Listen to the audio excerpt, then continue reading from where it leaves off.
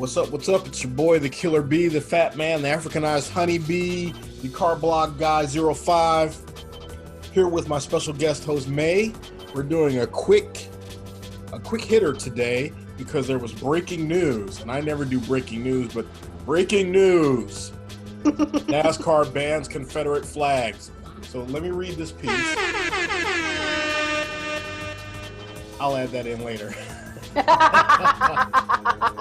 I have put in the DJ horn before. Let's see. Did I get this from ESPN, I think? Bubba Wallace wore a shirt that read, "I can't breathe, Black Lives Matter" before Sunday's NASCAR race in Atlanta. And now the circuit's only black full-time driver is pushing for change at the track.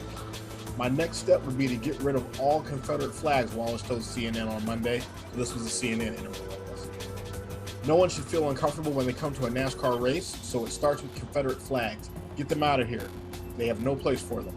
Wallace, who drives the number 43 car for Richard Petty Motorsports, recognizes his position will not sit well with some people. "There's going to be a lot of angry people that carry those flags proudly, and it's time for a change," he said.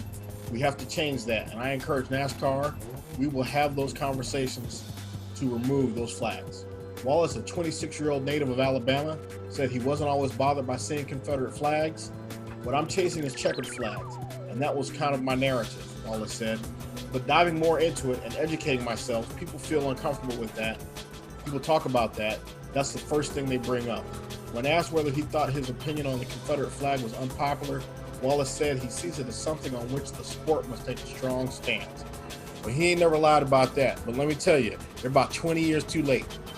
I mean, the last time I seriously followed NASCAR, Jeff Gordon and Ray Evernham were still together. Earnhardt was still alive. Richard Petty had retired, but Kyle was still driving, and I think the grandson was still alive the last time I watched the race. So it's been a while. I've never actually watched NASCAR, although I was at a NASCAR event once when I worked for that event staffing company part-time. Oh, that had to be horrible. Oh, it was the worst. It was the worst. It was the worst. Nothing scares me more than drunk dude bros with Confederate flags. You can call them what they are.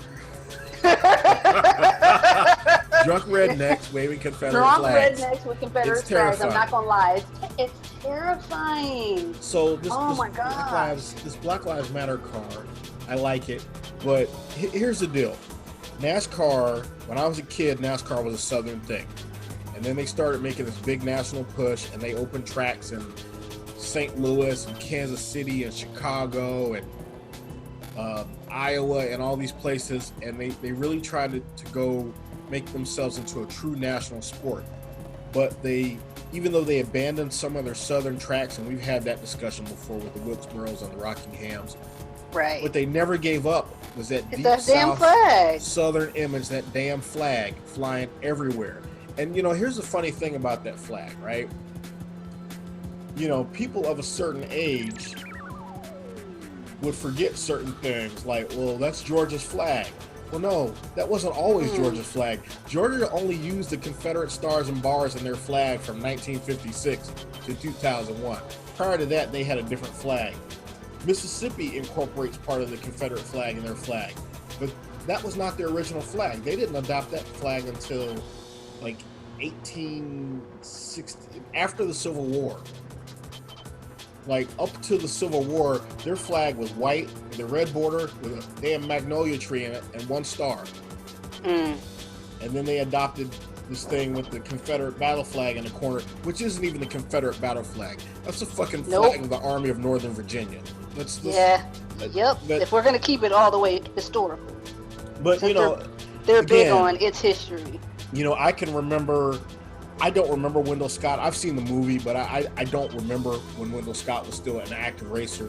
But I remember Bill Lester. I remember Willie T. Ribbs, trying his hand at NASCAR. I remember when Jackie Joyner-Kersee got involved. Brad Doherty's an owner now, and they should have been done with this flag forever ago. And I'm, full disclosure, I've spent most of my life in the South. I spent almost my entire childhoods in Tennessee and North Carolina. So I'm steeped in sort of that mythos. That tradition. When I was a kid, my favorite car was the Skull Bandit, and you know, I watched Dukes of Hazzard every Friday night, and now you can't pay me to watch Dukes of Hazzard because the damn car and that flag. And my dad owned a Charger just like that, except it was yellow with a black vinyl roof. But And most of those 80s shows just don't hold up well. Well, there's that too, because Catherine Bach wasn't nearly as sexy as people try to make her out to be. But That's a different conversation. I'm gonna leave that alone. That's a different conversation. But I mean, so one of the autocross clubs I used to belong to, Tar Heel Sports Car Club, had the Confederate flag as part of their logo. Their logo was basically a Carolina Tar Heel foot, like a foot with a black circle in it, a racing checkered flag on one side, and a Confederate flag on the other side. Ooh. And they got rid of that, and I don't know when they changed it. That was still their flag in like 1999. But one of the first things I noticed when I moved back here in 2016 and got ready to rejoin that club, their flag had changed. It was now a North Carolina flag and a checkered flag. As it should have been. It became important for them to change that branding. Now, the funny part was, is as a member of that club, as somebody that raced with them, I never had a problem at any of their races. People were just as nice to me as they could be. And there weren't a lot of black folk around. Let me tell you, at many of their events, I was the only black person there, unless I brought some friends with me. But they were always cool, so I can't, I know that flag was a legacy thing that probably predated any of those people who were members at that time, probably predated their existence in that club.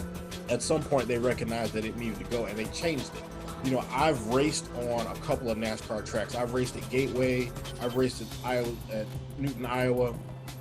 I've visited Darlington and Charlotte and Rockingham, although I did not physically race on those surfaces. There's something eerie, if you're a black American, to looking at that infield and seeing all those damn flags down there. Yeah, I bet. I mean, it doesn't serve any purpose other than I'm holding on to some mythical thing about history, which is really a lie based on incomplete truths that are told about even the rationale. It's not even that. It's not even that. It was blatant. That flag started spreading across the South as an act of defiance. Active rebellion. To the Civil Rights Movement. Exactly. To Brown versus Board of Education. Exactly. To the Civil Rights Act of 1964. Four. I get that wrong. George Wallace standing on the damn steps of the state capitol talking about segregation today, segregation forever. Fuck him. So that's what I think when I see that flag. I don't give a damn about your heritage. We all descended from somebody that came before, whether they were a slave or a slave owner or an immigrant that came over on a boat from a potato famine or got kicked out of Sicily or whatever. But you're not going to sit here and wave that flag in my face and tell me it's about heritage. Not at all, especially since in this country, the winners get to write the history. Exactly. We don't celebrate They were traitors and they lost. And they lost. They don't get statues to their remembrance. Not at all. At all. Especially when you consider what they were fighting for. Exactly. Fuck, man. Really? Yeah. Let that shit go. So let it all the way go. Because if you're so fantastic and you want to celebrate your history, you can find something else to celebrate. Fuck, you got mint juleps and fried chicken. And fried chicken's fucking wonderful. Fried chicken that old black people fried for you. I'm curious to see what the fan, because Wednesday's night race didn't have any fans. I'm curious to see what this is going to look like when they start having events with fans again. That is true. And I'm not even going to mess around with any of these message boards to see what they have to say. I know what people say on the internet. I mean, I check in on the governor of North Carolina and Senator Tom Tillis and Senator Richard Burr, and the things that people say on their Facebook pages. Wow! So I can't imagine what the NASCAR faithful are saying right now. Oh, I'm on their Instagram, and it's the same thing that they always. It's heritage, not hate. Everyone's trying to be politically correct. Don't bring politics into my sport. Look at Motherfucker, it's not politics. That's not politics. It's only politics when you don't like it. Right, that part. You know, one of the things I said when I started this channel was I wasn't going to be doing a lot of politics, but I mean, honestly, I've done a Black Lives Matter / George Floyd post.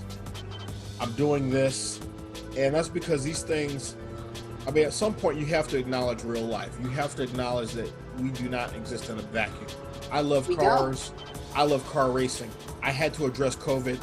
I had to address the unrest in this country, and I had to address this because it's topical. You know, I don't cover NASCAR on this channel, but you know, NASCAR is racing, and I'm a race car guy, and I live in North Carolina. I can't overlook it. You can't ignore it. It's a thing. This fun post says we should ban if you're going to ban the Confederate flag, then you got to ban Black Lives Matter flag and memorabilia. You've never seen a BLM flag at a fucking NASCAR race. Ever. I was going to say, do you know, is there an official BLM flag? Did I miss I don't something? know if there is, but they ain't seen one at no damn NASCAR race. I haven't seen one at all. So apparently, I was like, oh, he must know something we don't know. Maybe he got the invite to the cookout and we missed it. Oh, no. He's full of shit. Yeah, we got the All Lives Matter people. Now I'm gonna have to blank that out. But politically correct leftists. Yeah. See, I don't even believe in that shit. No. I'm not a liberal. Nope, not at all. I'm more conservative than half of the conservatives. I just don't believe in telling everybody else what the fuck to do. Right, like for real conservative. Like, I'm sorry. I want to tell you what to do. I grew up in a Black Baptist household. Do you know how conservative we are? I mean. But somebody handed out scarves because your skirt's too short. I've been there. I've been in the church where the ladies were walking up and down the aisle putting scarves across ladies' laps because they were showing knee. She's real. Real. I dated a woman whose hair was unshorn. Who would not put the devil's makeup on her skin. And she probably didn't wear pants either. She did not wear pants. See? I don't know what her kneecaps look like. I've never seen them. It's a whole ass thing.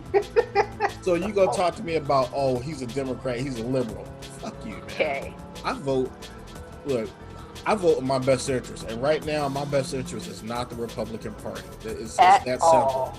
Wait, I need to pull up my statement because I specifically wrote down some points I wanted to get across. Let's see. Important part. Bubba Wallace. I applaud Bubba Wallace for making this statement and making it public. I applaud Richard Petty Motorsports for supporting Bubba in this endeavor. And I hate to say this, I can't believe I'm actually going to form my mouth to say this. I applaud NASCAR for finally making this move, even though in my opinion it's probably at least 20 years late. This is something they should have done a long time ago, but I'm glad they did it. I have cursed the name of the France family more than once in my life, but in this one instance, I'm going to give them some credit. Better late than never. But I'm really itching to see what kind of backlash there's going to be from the quote unquote fans, because if that flag is your concern, you're not really there to watch racing, are you? Exactly, because there's that flag that part. Ain't got shit to do with cars driving around in a circle. It sure doesn't. And you stupid for going to watch cars drive in a circle. Could there be anything more boring? But anyway, I leave my 2 cents out. I'm a TV person. I don't mind watching car racing. Oh, on TV, sure. In person, even at a road course, it's just because at a road course you can only see part of the track, and it's like you see the cars go by, and you see some more cars go by, and then maybe there's a gap, and then here comes some more cars. And it's like, that gets old. And yes, you can walk around in different cars and see different things. But to me, motorsports is a TV thing. Definitely. If you go to the track in person, you're there to see the garage area and the pit area. And like, I've been to a Grand Am race, but I went on the practice day because I wanted to hang out and see the behind the scenes kind of stuff. So I went on a practice day and then I watched the race on TV. Did you have anything else you wanted to add with regards to NASCAR banning the Confederate flag? I mean, I just think it's a good move overall. You know, it's something that, like you said, is at least 20 to 30 years way past overdue. it will be interesting to see, like most of these companies that are putting out blackout squares and that are releasing these diversity and inclusion statements, and everyone is now saying Black Lives Matter because it's what's hot in the streets. It'll be interesting to see 6 months, a year from now, if there really is any diversity and inclusion. 10 years from now. Yeah.